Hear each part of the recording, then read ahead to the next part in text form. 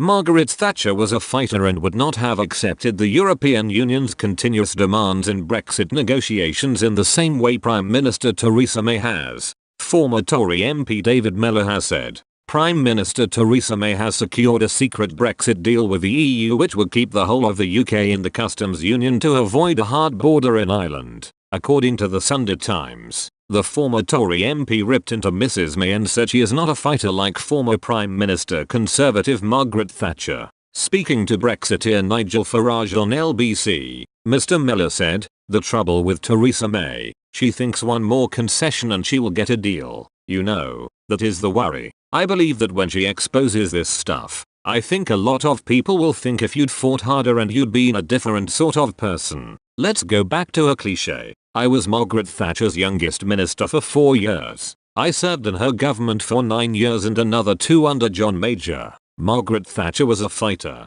Theresa May is not a fighter. Would Margaret Thatcher be accepting a lot of this stuff? No. While in discussion with Mr Mellor, Nigel Farage warned Britain will not have taken back control after Brexit and could have to pay billions more to the Brussels bloc if it remains in the customs union with the EU. Mr Farage said, basically, at the time of the next general election, we are going, if she gets this deal through Parliament, to be in a position where we have not taken back control of our fisheries. We are not able to make our own trade deals, and, financially, it won't be £39 billion we have given the EU, it will be something closer to £60 billion.